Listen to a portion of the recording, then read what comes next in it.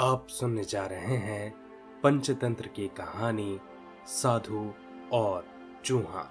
महिलरोप्यम नामक एक दक्षिणी शहर के पास भगवान शिव का एक मंदिर था। वहां एक पवित्र ऋषि रहते थे और मंदिर की देखभाल करते थे। वे भिक्षा के लिए शहर में रोज जाते थे और भोजन के लिए शाम को वापस आते थे। वे अपनी आवश्यकता से अधिक एकत्रित कर लेते थे और बाकी का बर्तन में डालकर गरीब मजदूरों में बांट देते थे, जो बदले में मंदिर की सफाई करते थे और उसे सजावट का काम किया करते थे। उसी आश्रम में एक चूहा भी अपने बिल में रहता था। वह हर रोज कटोरे में से कुछ न कुछ भोजन चुरा लेता था। जब साधु को एहसास हुआ कि एक चूहा भोजन चोरी करता है, तो उन्होंने उसे रोकने के लिए सब तरह की कोशिशें की।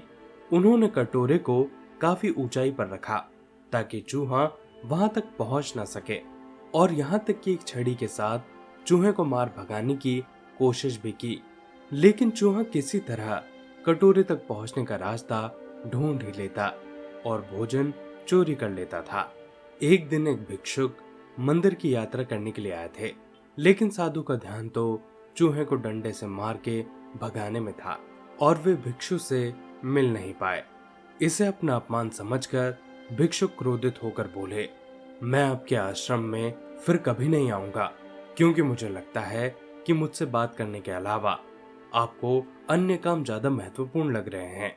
साधु विनम्रता पूर्वक चूहे से जुड़ी अपनी परेशानियों के बारे में भिक्षुक को बताने लगे कि कैसे चूहा उनके पास से भोजन किसी न किसी तरह से चुरा ही लेता है।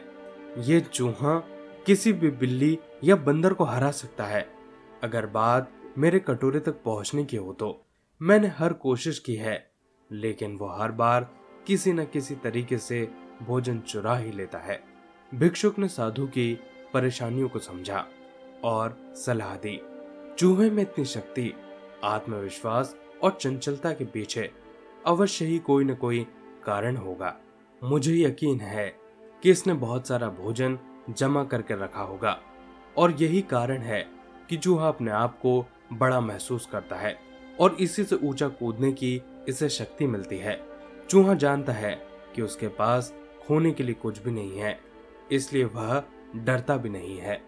इस प्रकार साधु और भिक्षु निष्कर्ष निकालते हैं कि अगर वे चूहे के बिल तक पहुंचने में सफल हो जाते हैं, तो वे चूहे के भोजन के भंडार तक पहुंचने में सक्षम हो जाएंगे। उन्होंने फैसला किया, अगली सुबह वे चूहे का पीछा करेंगे और उसके बिल तक पहुंच जाएंगे। अगली सुबह वो चूहे का पीछा करते हैं और उसके बिल के प्रवेश द्वार तक पहुंच जाते हैं। जब वो खुदाई शुरू करते हैं तो देखते हैं कि चूहे ने अनाज का एक विशाल भंडार बनाकर रखा है। फौरन ही साधु ने सारा चुराया गया भोजन एकत्रित करके मंदिर में लिवा ले जाते हैं।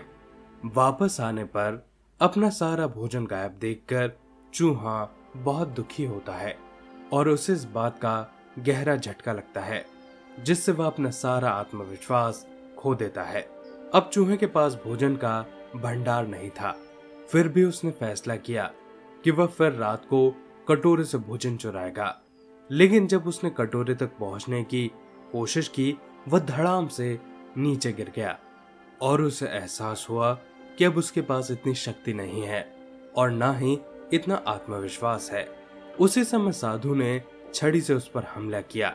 किसी तरह चूहे ने अपनी जान बचाई और भागने में कामयाब रहा और फिर वापस मंदिर में कभी भी नहीं आया। दोस्तों, ये थी पूरी कहानी।